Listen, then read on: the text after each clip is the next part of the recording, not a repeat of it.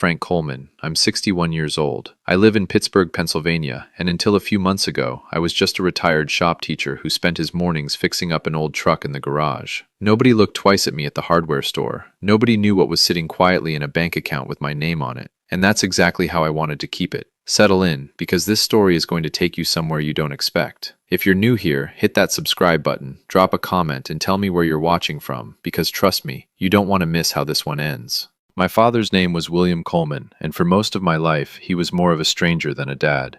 He built a steel supply business from nothing back in the 1970s, and by the time I was in high school, he had trucks running all over western Pennsylvania and a house on a hill that looked down over the rest of us. He wanted me to take over the business someday. I wanted to teach kids how to use a table saw and read a blueprint. He never forgave me for that. We had one bad argument about it when I was 24 years old, and after that we just drifted. Christmas cards, a phone call twice a year, nothing more. I got married, had my daughter Emily, built a quiet, normal life on a teacher's salary, and my father built his empire 2 hours away without me in it. He never met Emily more than a handful of times. He sent a check on her birthday every year and nothing else. I used to tell myself I didn't care. That was a lie I got good at telling. Then one Tuesday morning in March, I got a call from a law office in Pittsburgh.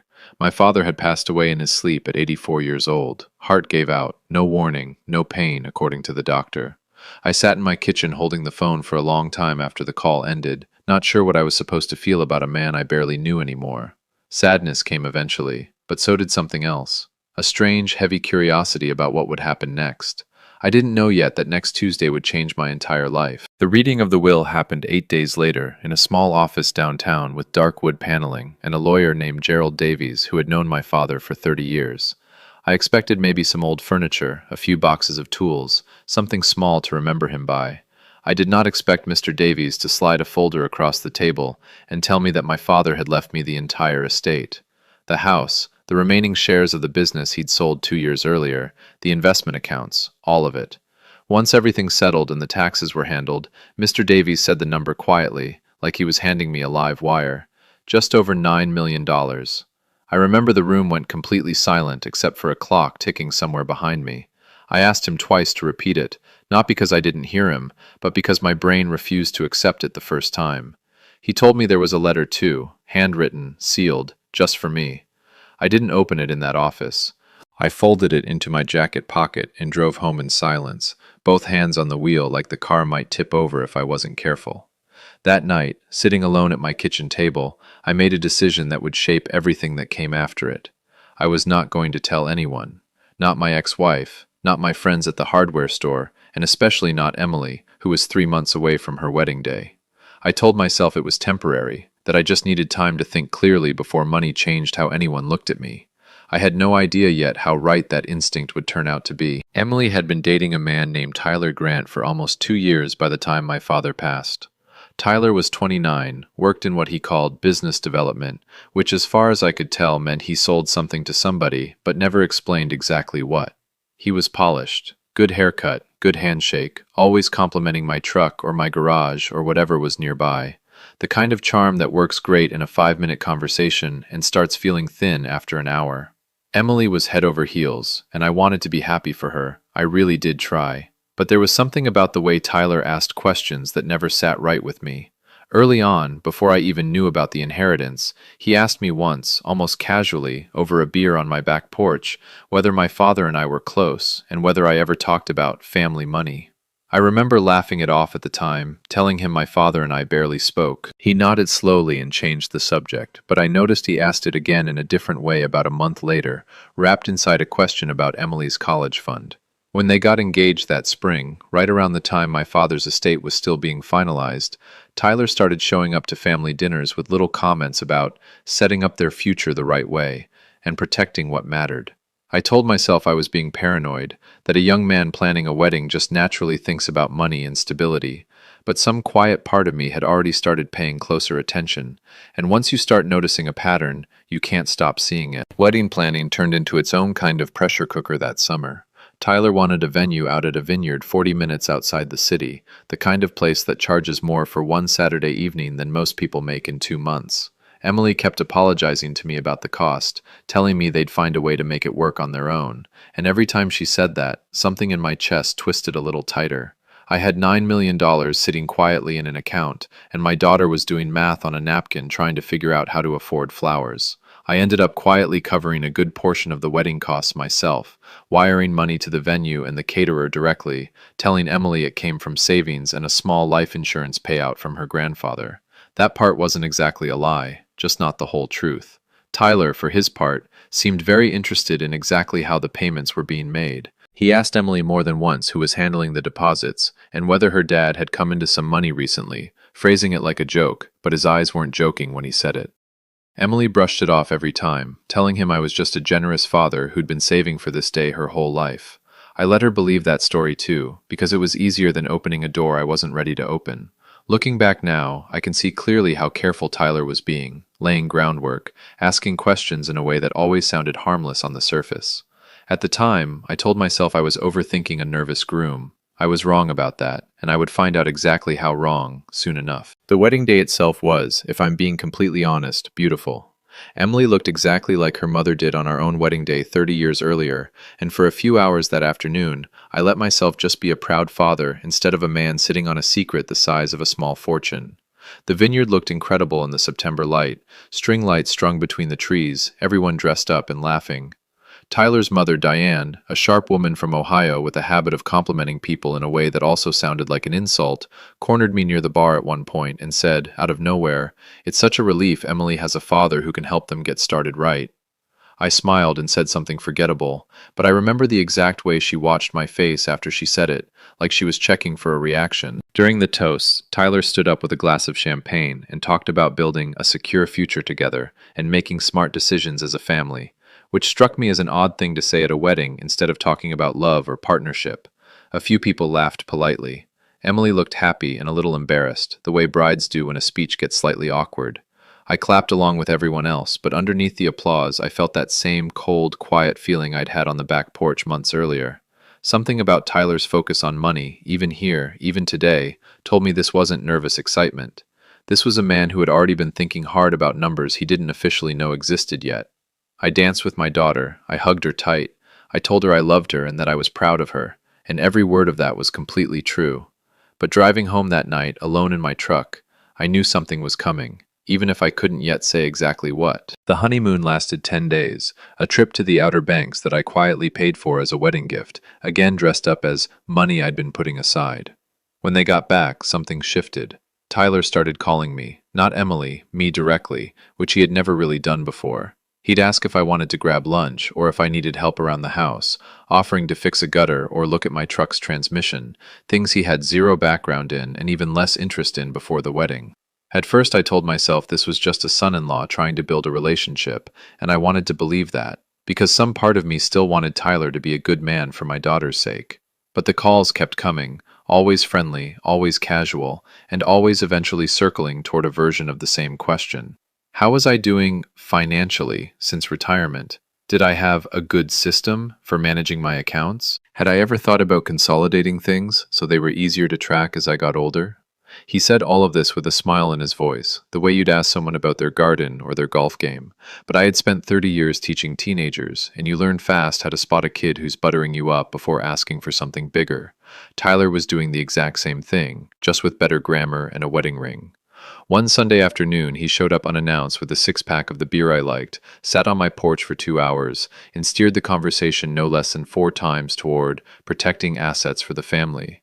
I nodded along and gave him nothing, but that night I sat at my kitchen table again, the same table where I decided to keep my secret, and I admitted something to myself. My son-in-law knew. I needed to know how much Tyler actually knew and how he'd found it out.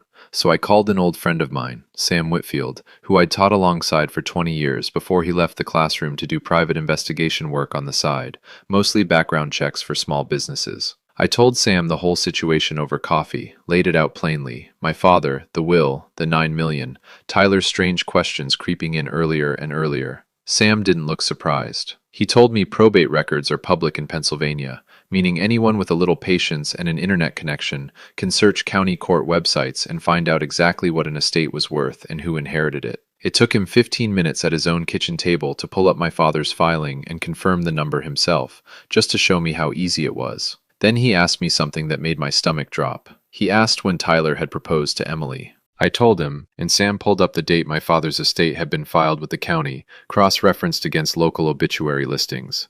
My father died in March. The filing became public record in early April. Tyler proposed to Emily the second week of April. Sam looked at me across that coffee shop table and said quietly, "Frank, I think you need to ask yourself if this was ever really about your daughter." I didn't want to believe it. I told myself it could be a coincidence, that plenty of young men propose in springtime, that I was building a conspiracy out of timing and a few too many questions on a porch. But some part of me, the part that had spent months noticing every small thing, already knew Sam was right, and I needed real proof before I said a single word to anyone. Sam offered to dig deeper, and I said yes before I even finished thinking it through, because at that point, I needed to know the truth more than I needed to protect my own comfort. It took him about 2 weeks. What he found wasn't just uncomfortable, it was almost textbook. Tyler had been engaged once before, 4 years earlier, to a woman named Patricia whose family owned a chain of dry cleaning stores across 3 counties. That engagement had ended 8 months in, right around the time Patricia's father sold the business, and the money didn't flow the way Tyler apparently expected it to. There was no lawsuit, no public drama, just a quiet breakup that Patricia's old college roommate, tracked down through a mutual contact, described to Sam as him losing interest the second the money situation changed. Sam also found a pattern in Tyler's job history. 3 different sales positions in 5 years, each one ending not long after he'd built relationships with wealthier clients, and then apparently tried to insert himself into their personal financial decisions, once even getting an older client to add him as an authorized user on a business account before getting fired for it. None of it was criminal exactly, nothing that would hold up cleanly in a courtroom, but all of it painted the same picture over and over. A man who found financial opportunity in relationships and moved quickly once he sensed real money nearby. I sat with that file in my hands for a long time in my garage that night, the same garage where I used to feel closest to being useful, and I felt something harden in my chest that had nothing to do with my father's money and everything to do with my daughter's future. I wasn't angry yet. I was preparing. I decided not to say anything to Emily right away, because I needed to see exactly how far Tyler was willing to go, and because some small stubborn part of me hoped I was wrong. I didn't have to wait long. About 3 weeks after the honeymoon, Tyler called and said he wanted to stop by with something important. "Just paperwork stuff, nothing big," he said, in that same easy tone he used for everything. I told him to come Saturday morning. When Saturday came, he pulled into my driveway with a folder under his arm and a woman I didn't recognize walking beside him. A woman he introduced simply as Karen. She's a notary, works with my company sometimes. My stomach dropped the second I saw her lanyard. Tyler sat at my kitchen table, the very same table, and slid the folder toward me with a smile that didn't quite reach his eyes. He explained it as a family protection plan, something his financial advisor had recommended, a document that would let him serve as a secondary authorized contact on certain accounts in case anything ever happened to me, framed entirely around love and caution and taking care of an aging father-in-law.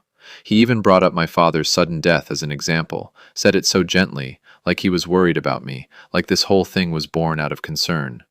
Karen the notary sat quietly at the end of the table with her stamp and her folder, waiting for a signature that would have handed my son-in-law legal reach into money he wasn't even supposed to know existed.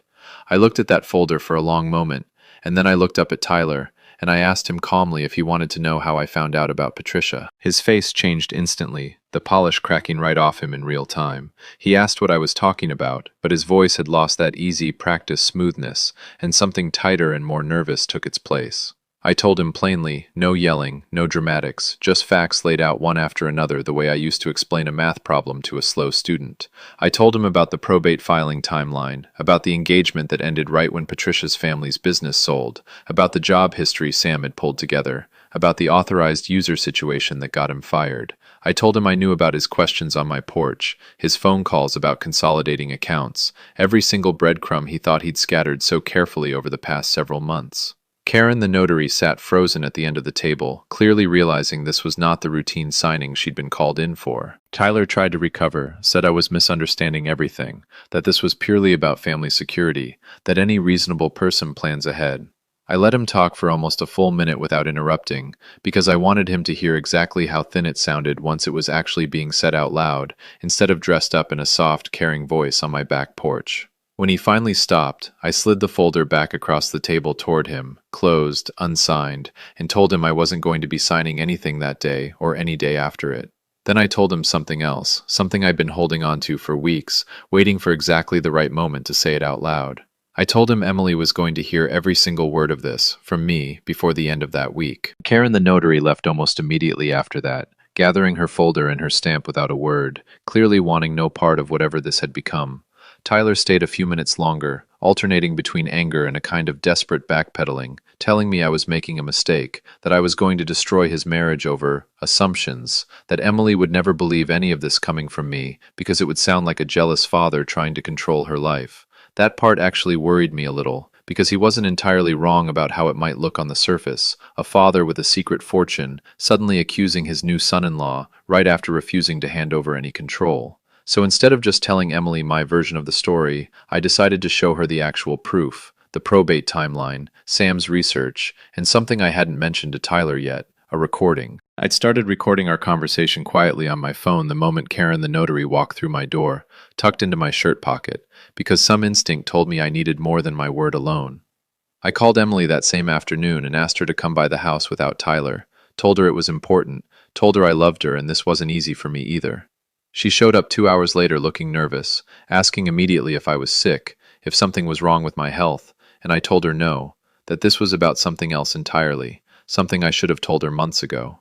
I sat her down at that same kitchen table, made her a cup of coffee the way she'd always liked it since she was a teenager, and I told her everything, starting with my father's death, and ending with the notary who had been sitting in that exact chair 3 hours earlier. Emily sat completely still while I talked, her coffee going cold in front of her, untouched. I told her about the $9 million first, watched her face go through shock and then something close to hurt, asking quietly why I hadn't told her sooner. I explained honestly that I was scared of exactly what had ended up happening, that money changes how people look at you, and I hadn't wanted it changing how anyone looked at her wedding either. She nodded slowly, absorbing that part, and I could see she understood it even through the sting. Then I moved to Tyler, and that's when her whole posture shifted. I laid the probate timeline in front of her, showed her the dates side by side, my father's death, the public filing, his proposal 2 weeks later.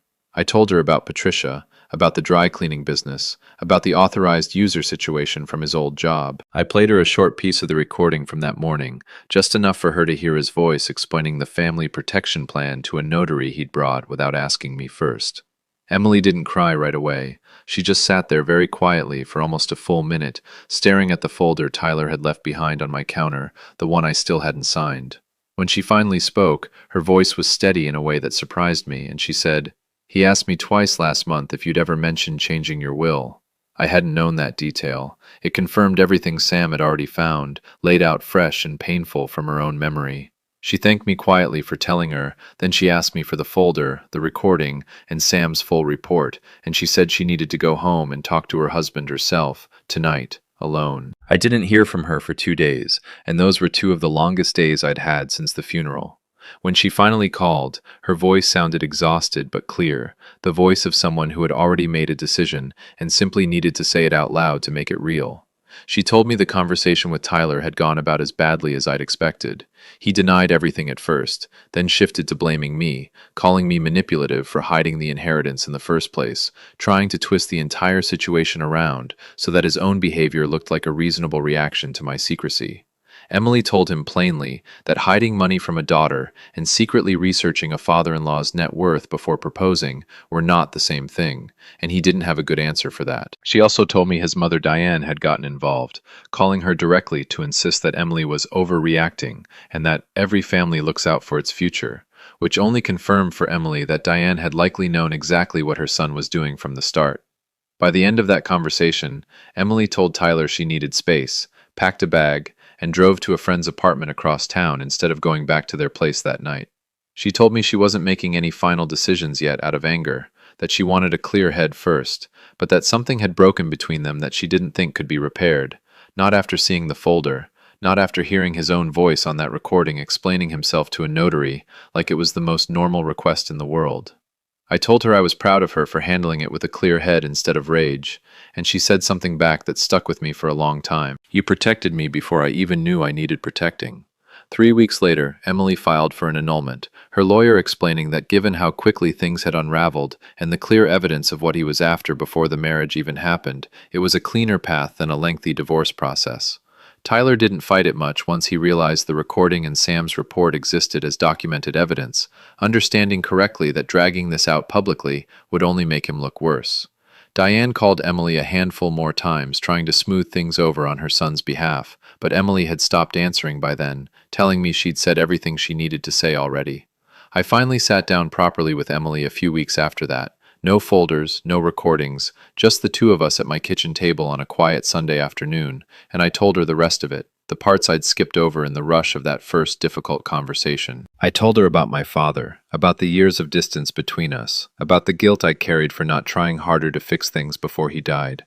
I told her the $9 million sat there almost like a strange apology from a man who never said sorry out loud while he was alive. I told her I wanted to set some of it aside for her, properly, with a lawyer, with paperwork done the right way, not hidden, not rushed, and definitely not connected to anyone who hadn't earned her trust honestly first. She cried a little at that, not out of sadness this time, but something closer to relief, and she told me she didn't care about the money nearly as much as she cared about the fact that I'd been quietly protecting her the entire time, even when she had no idea there was anything to protect her from. It's been almost a year now since that morning Tyler walked into my kitchen with a notary trailing behind him like he already owned the place. Emily is doing well, living closer to me now, back in school part-time for something she's wanted to study for years, but never had the space to pursue while she was busy planning a wedding for a man who was really just planning an inheritance. We talk most days, real conversations, not the careful surface-level ones we used to have back when I was hiding something from her without even realizing how much that secret was quietly protecting her at the same time. I still think about my father sometimes, about the years we lost to stubbornness and pride, and about the strange way his money ended up doing something he probably never intended, exposing a man who would have hurt his granddaughter if I hadn't stayed quiet long enough to see him clearly first. People sometimes ask me if I regret not telling Emily about the inheritance before the wedding, and the honest answer is no, not for one single second. If I had told her, if I had told anyone, Tyler would have had exactly what he wanted from the very beginning, and I never would have seen who he really was until it was far too late to do anything about it. Staying quiet wasn't about hiding money,